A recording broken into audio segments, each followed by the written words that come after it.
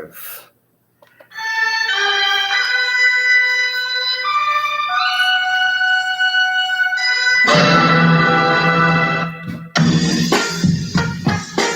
yo, what's up? What's up? This is Apple Speaks, and we are live, folks. How we doing out there? That's what's up. Everybody's in a good mood, hopefully. And we're going to talk about some good stuff for you tonight, depending on where in the world you might be. And get my camera straight and get my good side. It's my good side. Actually, I got both good sides because I look that good. I'm him. You know what I'm saying? But we're talking about pro tips and tricks for women to be able to recognize potential predators, or not even predators, but just sometimes men just have ulterior motives due to lack of maturity, due to lack of home training, due to lack of women in their life. There's a lot of reasons why men are just selfish sometimes, can be. And definitely the men might feel like I'm stepping on their toes, but if you feel like that, it's probably because you match what I'm saying. If you're a mature, emotionally intelligent man, then you won't think I'm stepping on your toes. Just kind of how that goes. You feel me? First of all, what are ulterior motives? Well, Webster actually says an ulterior motive is a concealed meaning or intention behind saying or doing something. Ulterior motives usually has a negative connotation because acting with ulterior motivation or a hidden agenda is typically considered sneaky or self-serving. And that is kind of the roots behind what we're talking about. So like a lot of men and women now, they both can have it. The ulterior motive, and how to kind of break that down, the self-serving part. In other words, they do something for you, i.e., give you a ride to work every day, or it may give you $50 to pay a bill, and they take you to dinner. It could be any act of service, and someone with an ulterior motive or a self-serving purpose would do it with, in the back of their mind, like, I want to get this out of doing this. Or they do something and instinctively or animalistically, sometimes you really want to put it that way, they're going to pick a convenient time, and it's usually maybe when you're in need again, you never know, to basically self-serve themselves. Sometimes in let's say a relationship setting, I mean, you might not even actually be in a relationship with said person, and that person, you may ask them for help, because sometimes, we all need a hand. And it could be, anything. And then they're showing you their good face up front. They're showing you that, and they're like, yeah, I got you. No problem. It's no big deal. You sure? I'll pay you back. No, you ain't got to pay me back. It could go a number of ways. But at the end of the day, the whole time in the back of their mind, they're waiting for their opportunity. They're only being nice for a reason. It's rare to find someone that does things out of the kindness of their heart just because they want to help. It's rare to find someone that genuinely does that. What they say, what's that term? I can't think of it right now. Good Samaritan. They don't really have too many of those nowadays. Like literally, you do something, you turn away, you never look back for it. Me personally, I don't loan money to friends, especially females. I don't know, I have a weird ideology that if you need this particular amount, if you need this much, and you probably are going to struggle to pay it back. So a lot of times when I loan money, I don't ever look for it back, and I don't look for any physical favors or anything in return. Like, if I fuck with you like that, and you're my friend, I'm gonna do, I'm gonna help you out, and I'm gonna keep it moving. I have people all the time be like, "Oh, I'm gonna pay you back." I'm like, "Okay, yeah." I mean, at the end of the day, if it doesn't hurt you, then yeah, you can pay it back if you want to. But I'm not requiring it. I've canceled more debt than the IRS. Like that's like literally like that's what I'm saying. Like that's just it is what it is. But um, how does a woman protect herself? Let's kind of get to the root of things. First of all, you have to not put yourself in a position to need a man or a woman, because women can have ulterior motives too. We definitely it can go both ways, but more primarily when it comes to men, um, you have to not put yourself in a position to be under someone else's control. Sometimes you just have to go without. If you're trying to date a guy, trying to get to know him, I hate to say it, but you can't be super needy in the beginning, because at the end of the day, you know, sometimes men equate that with, okay, I'm doing all this for you. What are you doing for me? Like, other than keep asking, you feel me? Like that kind of puts you in that position. And then you have to try to find a way, a common balance, to not rely on someone. And at the end of the day, it doesn't mean just because you ask for something that you have to give physical payment in return. But you have to vet people, especially like, okay, let's take the dating thing first. If you're talking to someone, you're courting, dating, getting to know someone, you know, um, I tell a lot of females, uh, stop giving up the pussy. But at the end of the day, you can't be asking for a ton of money either. Like, because if you're doing wifely requests, then he's going to want to get wifely pay. You know what I'm saying? You have to make sure that that man is doing something that you're not already doing for yourself, to some extent. But you have to you have to treat it with levels. So, like in the beginning, you should be at a point where you don't need a man for money. Because if you're dating for money, then you probably should be willing to do whatever he would like. Because if that's your goal, getting money, then obviously, then pleasing him and his interests should be somewhere in there too.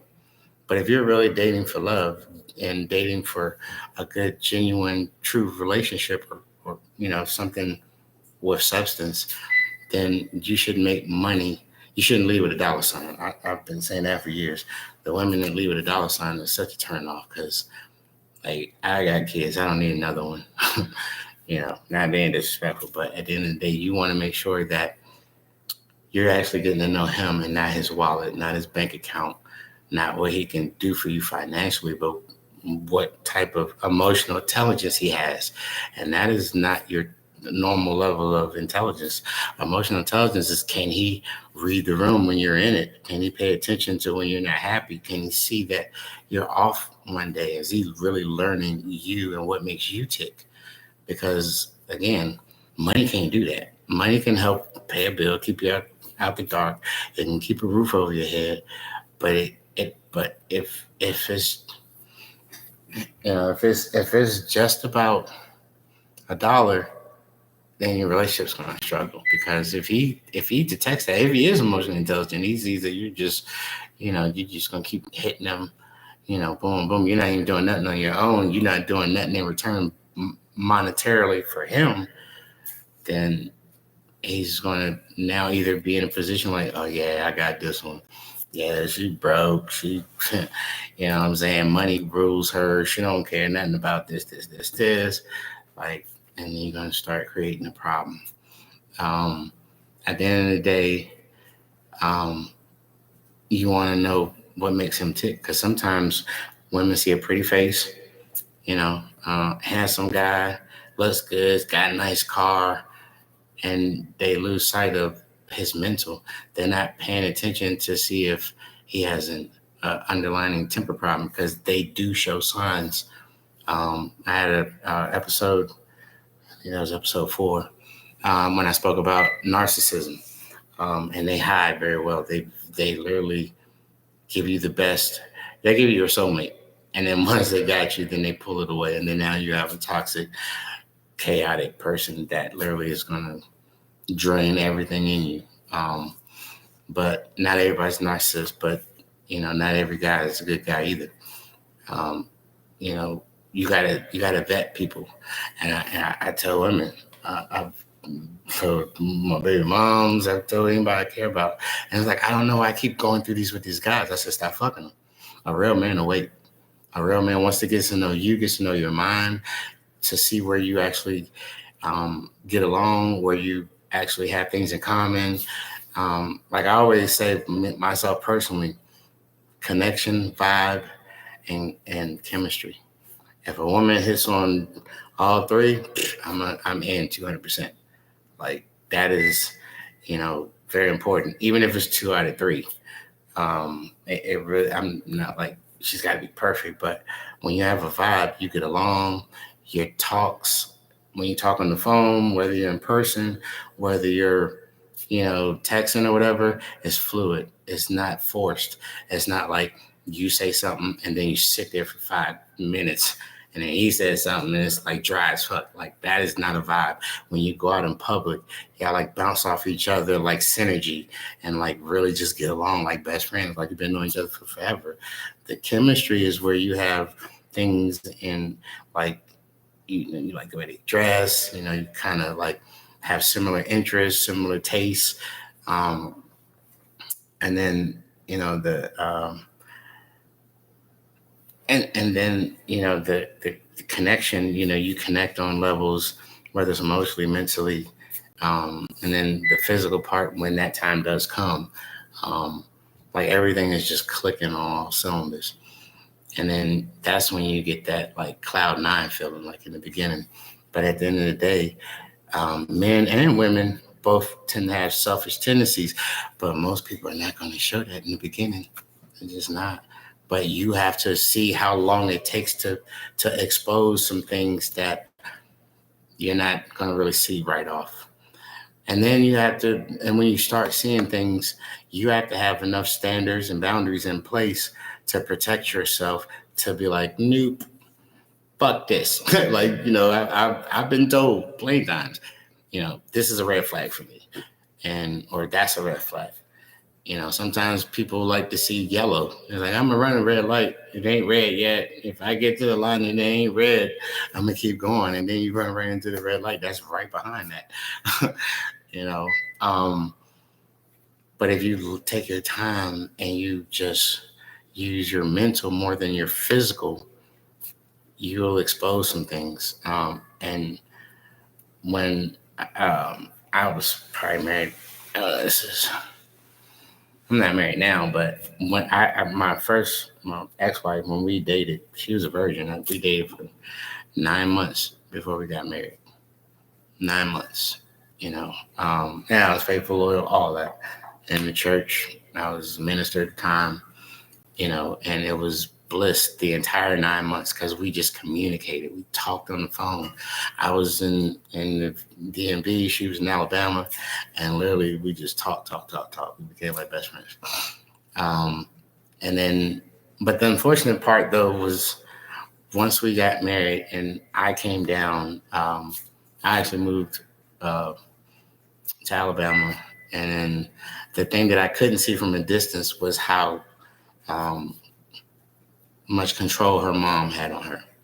And by me being the man that I am, the want to be the provider, just getting on my feet, I was young as fuck. It was hard to compete with her mom, and because she's only known her mom as a provider and so forth, she defended her mom when she should have been defending her husband. Like they say, leave the cleave. You know, the threefold cord didn't include parents. You know, you leave your parents and you stick to your husband and your wife. And she brought her mom with her, like she was still like holding on to the umbilical cord, like trying to attach that shit some kind of way. I don't know, but that messed with my ego. Not that I'm a very arrogant person, but the fact that I gave you a case in point. There was one time when we was in our own place, our own house. My son was born. So I think she was pregnant with my oldest daughter, and I was at work working two jobs. I worked two jobs for a long time. So like from I would say 2000 to 2004, I worked over 40 jobs, like literally over 40 jobs. That's a lot of jobs. Most of them were part time. I had a full time job, and then I worked uh, side jobs, part time jobs, just to make ends meet.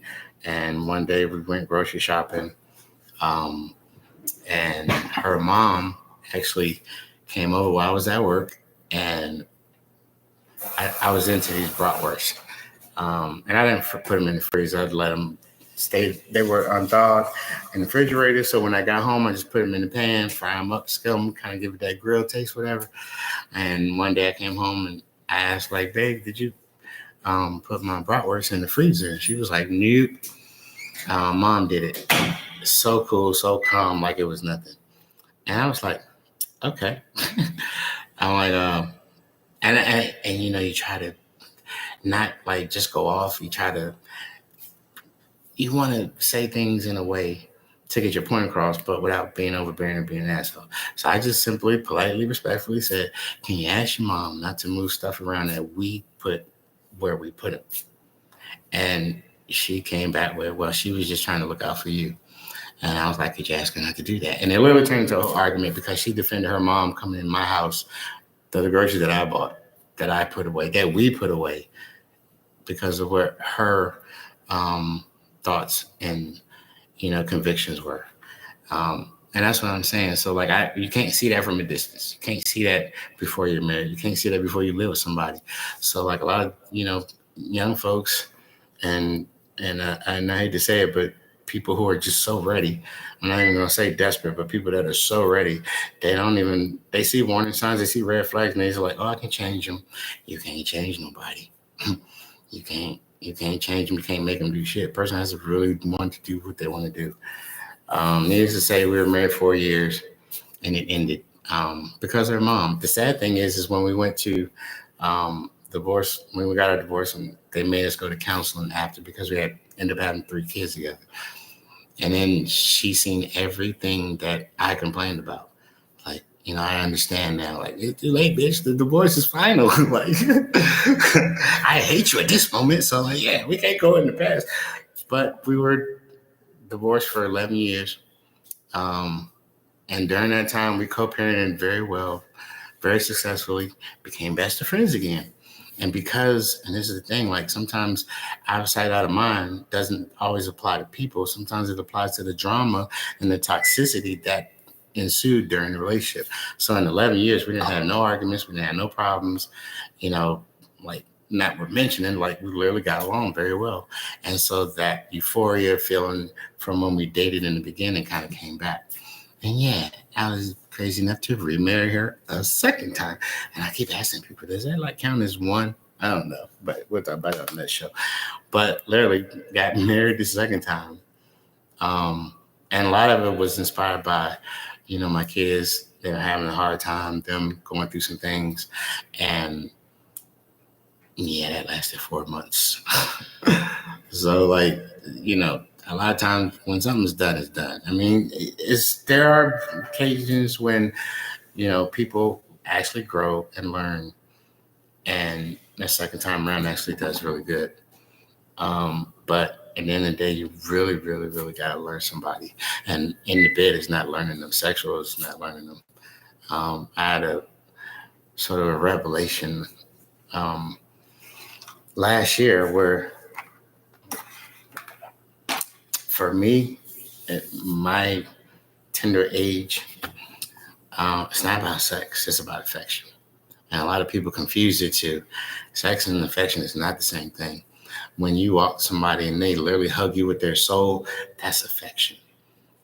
Um, when you're naked, butt naked in the bed, fucking, that's sex. Sex usually is the icing on the cake. You should already be having making love to someone emotionally and mentally, and then you basically just confirm how you already feel on a physical level when you actually make love, or however you want to call it. But affection is like just cuddling, holding someone, when they look at you with such trust and such conviction that, like, I know I'm safe with this person. And when they hug you with so much uh, conviction, and they hug you with so much emotion, making sure you're good. Like, my current um, situation, she is so aware. She could be in the room with her back to me and literally still checking on me mentally, like hear me, like, you okay back there, babe? I'm like, yeah, I'm good. Like, that is like some real deep type affection. Um, but at the end of the day, like, it's rare that women make men wait. And it's definitely rare for a man to make a woman wait. But when that happens, then you take away the physicality of it and you start to learn deeper how this person works. And I'm telling you something, ladies, if you make that man wait, you're going to expose one or two things. He's going to be like, man, this woman really got a lot of respect for herself. Like, I have a lot of respect for her. I'm cool waiting. I'm not pressed for that. Or you're going to get, well, how long? How long I gotta wait? If he asks that, he's putting you on a timer. You already got him on a timer because you're not rushing it, because you got boundaries, you got respect for yourself, and you really want to, like, make sure this is work. You want something, like, you really want something worthwhile. You really want something that's going to last, like, because you're literally trying to hold your body count to a certain, like it's not getting out of control. Like, I'm like, damn, I didn't fuck this man again. Like, here we go. Like, he literally don't even take me to dinner no more. And he literally don't even look at me like he used to. Why? Because he got what he wanted. And you can expose that within the first 90 days. Steve Harvey wasn't lying. 90 days. 90 days. Make him wait 90 days. And I promise you, you will weed out the horny toes, the selfish ones, the narcissists. It's like, you will weed out so many bums. That's what me and my best friend call them, bums. Like, I literally, I detest bum ass niggas. I promise you, I do. With a passion, because, like, yeah, I've never been that guy. When you guys, anybody that knows me, like, we don't do that. Like, I've laid in the bed with women who could be supermodels and not touched them once. Like, I don't want anybody that doesn't want me. Not that they're not attractive, or I'm not attracted to them, but, like, it's about appreciation. I don't look at women, first of all, as property. I don't look at them as objects. I don't look at them, and that's just my view. Like, everybody's entitled to their own view, but they're also entitled to their own consequences that come with their view and actions. But I put them in a rural aspect. I put them on in a pedestal because they're something to be, like, honored, praised, and in a sense worship, but not like I'm less than, but because they're precious. They carry human lives. They're moms, they're business owners, they're they're you know they're the strength that keep men going. Like creators. And if you have a really good woman, whether she's your friend, mom, aunt, or whatever, a good the right woman or a good woman inspires and motivates a man. And when you can light a fire up under a man's ass who wouldn't normally move otherwise, that's a power that is worth giving total respect to. Because some men, unfortunately, they put women and cars in the same category. Like, that's not possible. You can't do that. I mean, Again, you can do whatever you want, but then you also have to accept the consequences come behind the actions that you pursue. Um, a car is a beautiful thing. Like I look at a Camaro and I'm like, oh man, that's sexy. That's this, that's that. But again, car has no feeling, and it can't reciprocate anything back, but a rush. And sadly, some men they see a gorgeous woman, it's like yeah, and they get a rush from it, but then they have no more. They lose that feeling at some point, and so they have to go to the next woman, and so forth, so on. Some men they look at women as property, or something to control because it's a little pretty thing. You see those movies like, oh, it's a pretty thing. Like at the end of the day, then they start to become overbearing dictators. They don't want you looking like this when you go out because they don't want nobody else moving on you the same way they did. It's like this is mine. They want to put you up like a trophy wife sometimes, and actually sometimes trophy wives that's kind of a different category I would say, but they want to put you, they want to put you up like literally like away from everything. They want to keep you away from someone who could be sincere, who could treat you well, and let you be free and let you have your own identity. Nah, they want you, you know, you know, they don't want to see that shine. They don't want to see the special light that you have. They want to dim it, except when you're around them and they're having their way with you one way or another, whether it's controlling you. They don't want you to work because your work husband might take you away. Like what I'm saying? Like it's just real shit. And when Drake said hair ties, sweatpants, chilling with no makeup on, that's kind of like that's the structure that most controlling men want you in. Unless you're on them and nobody better look at you. You better not look at nobody. Like that is a horrible, that's a horrible life. And everything that happens is your fault. It's never their fault. Womanizers and narcissists, they kind of mirror each other. But a narcissist, the only difference is they're empty inside and they feed off of you. And it's funny, somebody mentioned this to me. It's kind of a compliment, but it's also kind of an insult. But narcissists pick the best. They don't pick garbage. They want the best because the more vibrant your light is, the more attractive you are, the more you have to give, the more they can feed off of. They literally feed off of you until you have nothing.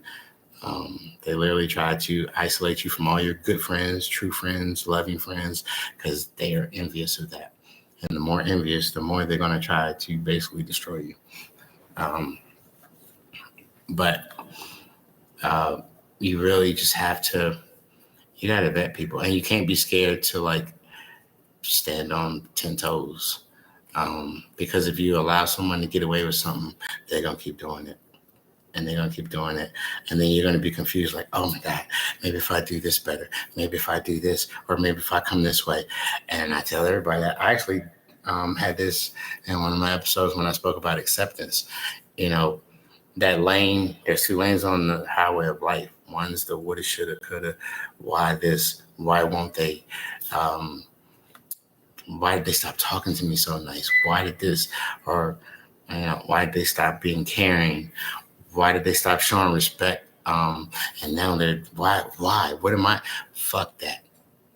Get out that lane, baby girl. Get out that lane. Get in the reality lane. The reality is they showed you who they was, and you need to believe them.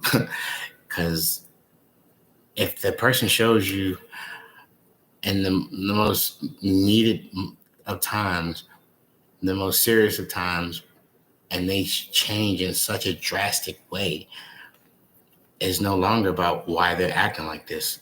It should be, why are you accepting it? Because you're better than that.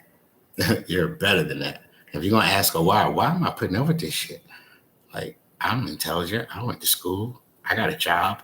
I can go forward to go over here. Are you really going to attach yourself to this ball and chain that's making you sink in the ocean of emotion, ocean of doubt, ocean of basically tearing you down where you're developing other alternative disabilities, avoidance, PTSD, literally like you're shutting yourself out from the world because you're so scared of being out there because it wouldn't happen again. And that is could happen in a relationship where you keep going and asking that why question.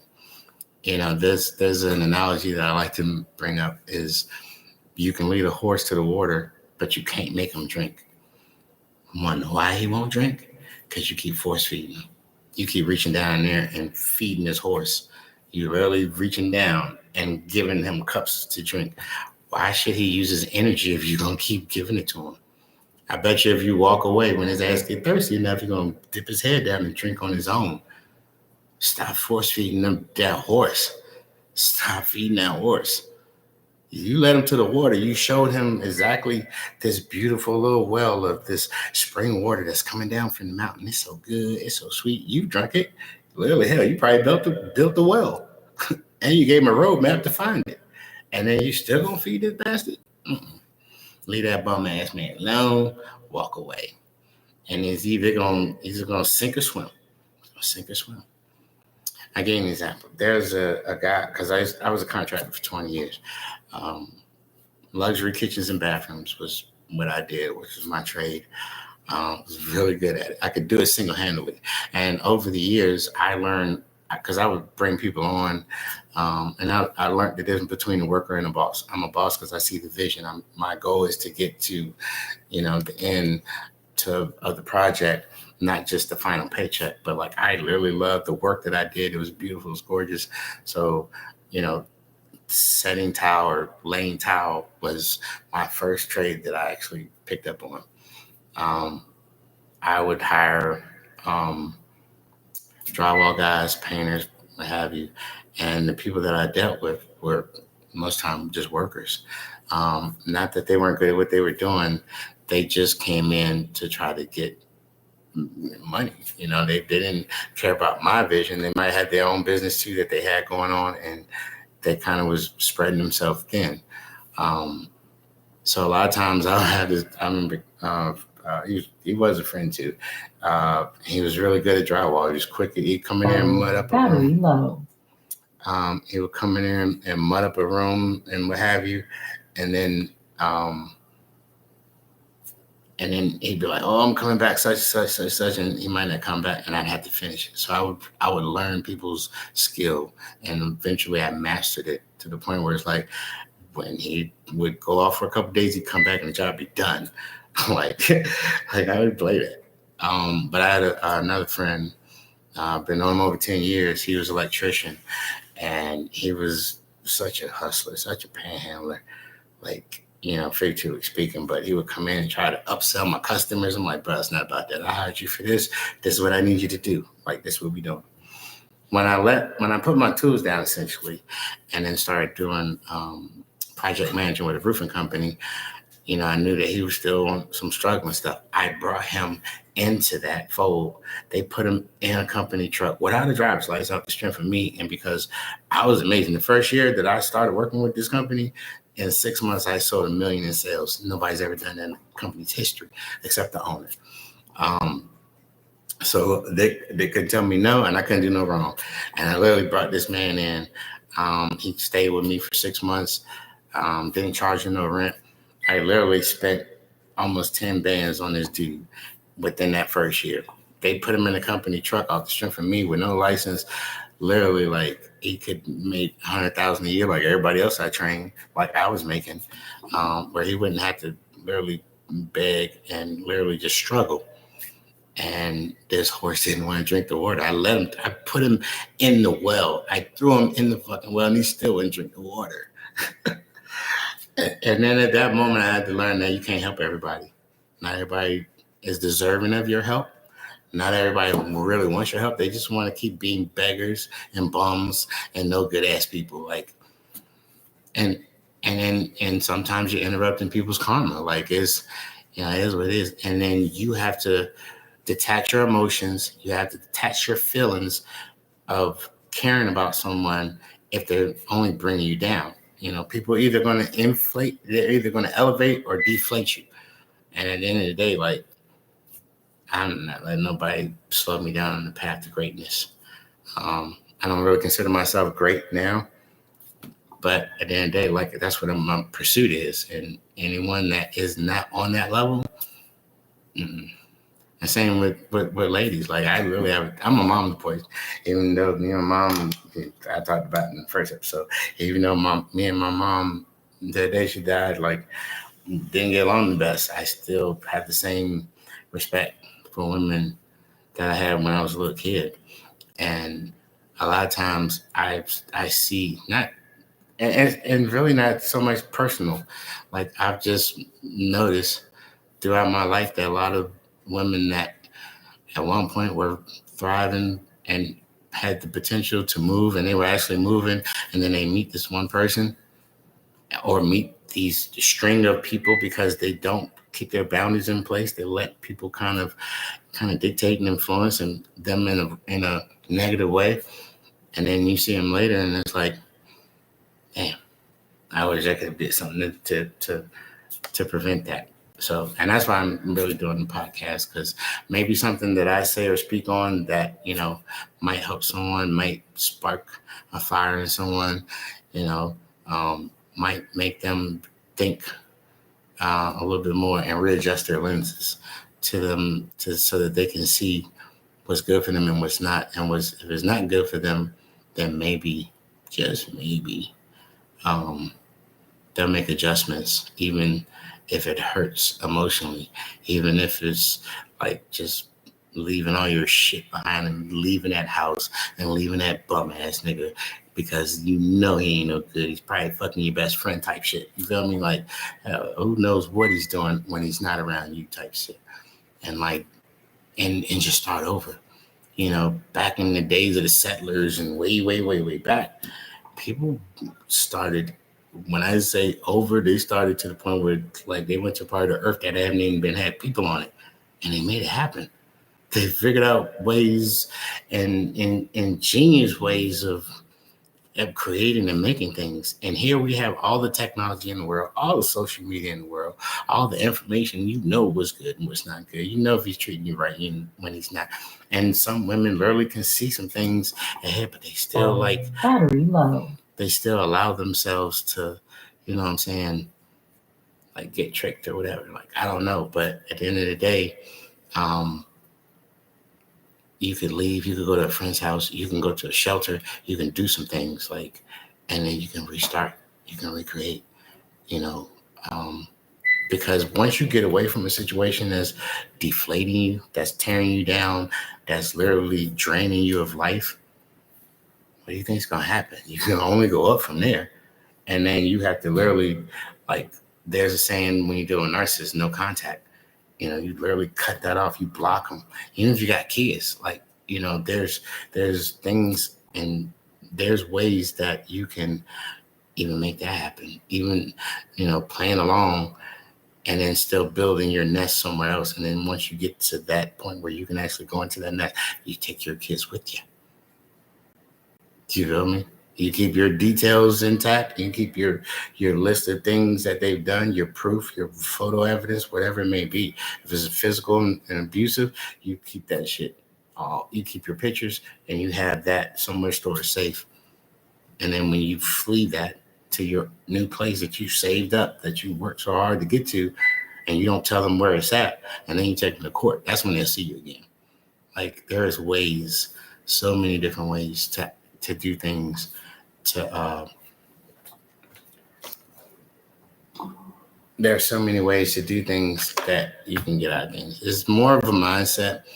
It's more of a, it takes courage, and sometimes you have to build that up. But you have to put the right people in your circle, and you have to make sure that those people are there and they're protecting and they got your back. But you got to find the right people. We keep, a lot of times we lean on people because, they're fun to be around or this and that. But like a real friend will tell it to you real. They're not going to sugarcoat it. They got your back, whether you want to hear it or not. And a lot of times we get in our ways, we get set. You don't know what you're talking about. Like, and we shut down the people that really could be our guardian angels, that we wouldn't otherwise know. But like, we really just want to open our mental eyes, not just our physical, because sometimes physicality can sometimes physicality can literally shut us down and distract us from what really is, important to us.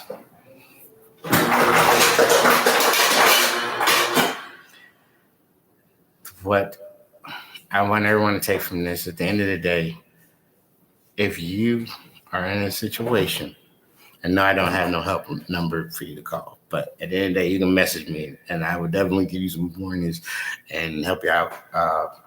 With all the knowledge that I have. At 52, I have a lot of knowledge, But at the end of the day, I want you to, because, I look at people through multiple lenses. Because if I can't feel safe around someone, I don't fuck with them whatsoever.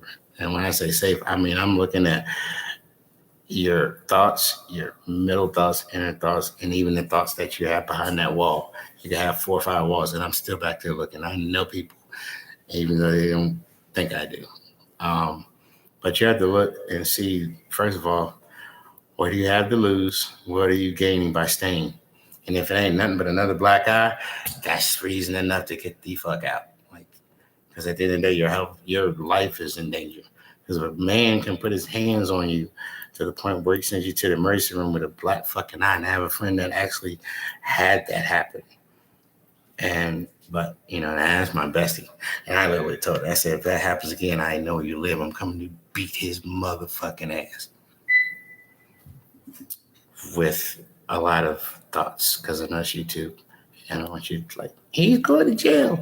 At the end of the day, you have to think of what the pros and cons. And it's hard to think when you're in a position like that. So if you can find a moment that you can go to the store, I'm going to the store, babe. You better fuck that. I will. The second you leave the house, you start processing is it really worth this? Is it really worth getting beat up because the grits were cold? Or at least he said it was cold. I know I just took him off the stove. Literally, sometimes they play mind games to keep you off track, to keep you stumble when you're the smart one and they're the dumb one. Battery low. You need to make sure that if it's worth it. And if it's not worth it, then you start thinking, what are possible scenarios for me to flee from this situation? Because at the end of the day, that's kind of what it boils down to. You have to flee from it. And if it's a person that could need some help, or a person that could need, it could be medicine, it could be counseling, it could be therapy. At the end of the day, if there's something that can be done to help and you love them that much and you see something special in them, then try it. But at the end of the day, you still have to have a stopping point because your life is in danger. Your life is at risk. And at the end of the day, if it's not anything there, especially if there's no kids there, from my young people, if there's no kids there, at the end of the day, you need to let that go. You can always find better. You can always find something to go on to the next. You can always find, fuck that. You need to find you. Find you. And then your decision making will become more on point, and it will be more productive. Love you. I had a friend the other night said, I don't love myself. I said, yeah, you do. I said, there's no way you can give the love that you give to other people if you didn't love yourself. I said, we just don't love ourselves enough to love us more than we love other people. And she said, damn, that's deep. And it is. Because sometimes, we want to give people what we don't get. But a person that does not have love cannot give love. So don't let nobody ever say that you don't love yourself. We just need to value ourselves a little bit more and give ourselves a little bit more credit, and then work on that. And if you can strengthen that and you can flip that around, then you'll make people respect you, because after you love something, you're going to respect what you love. You're definitely going to respect what you love. So at the end of the day, look deep down in yourself. Am I really respecting myself at this point? Or am I just being obedient because I don't want things to get out of hand and grow? And you ask yourself those questions, and then you start to build on those blocks. And eventually you'll build a wall around you, protective, to where you know how to escape. You know how to basically protect yourself from other evil influences. I don't ever say low down anymore. I don't ever say dirty. People are either evil or poisonous.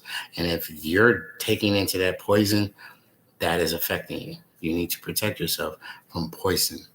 You need to protect yourself from evil attacks. And the way you do that is you start to build an armor around yourself. And that's with knowledge. That's with finding ways to be, finding ways to combat the things that are happening to you. Power off. But yeah, so you have to make sure that you're doing your due diligence to protect yourself. I think this is probably a good one. And again, and I'm gonna say this in closing. I'm bringing it to a close, I should say. Do not. No, I'm not saying don't do that, because that's kind of like a demand or a command. Because we're free to do what we want. But a lot of people say, "Dude, you dress so nice. You wear this, you wear that." I found my brand, that I like. I like to look a certain way, but I promise you, I don't feel all the time the way that I look. But when people see me, they respect me because I present myself in a way that demands respect. Like, can you imagine Chris Brown pulling up his fly ride? He's got on his nice brand, whatever he particularly wears. People immediately, because before you even open your mouth, they're looking at you. They're looking at the way your physical makeup is, especially women, because men are visual, but women are too.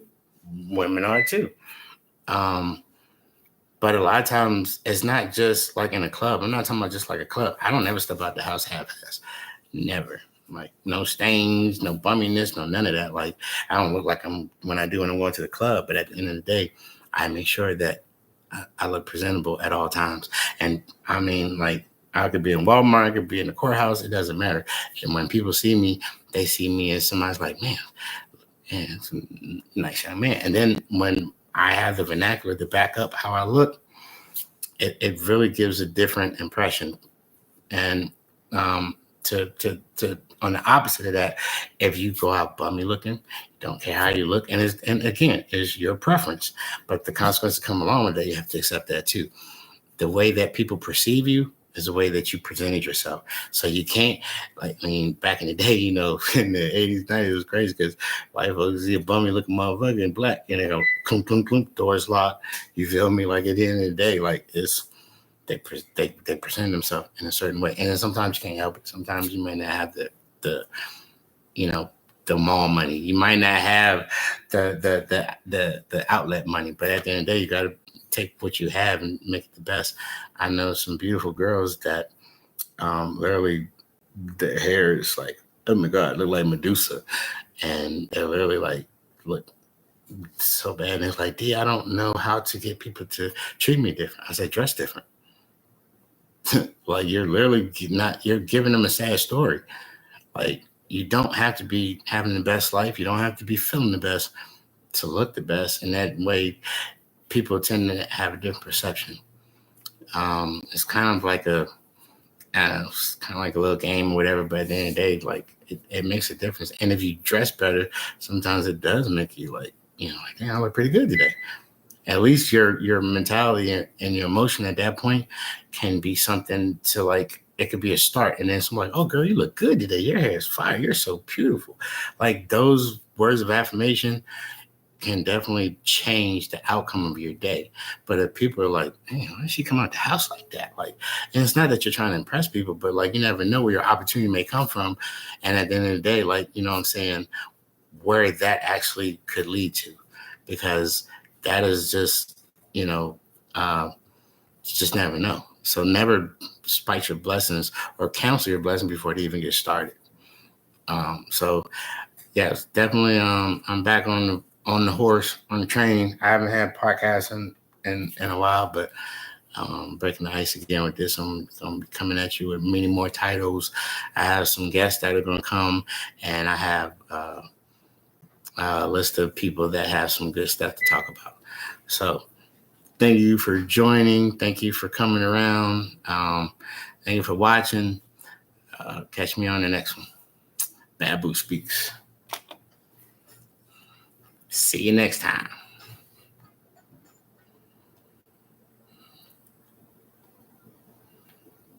I will never break character.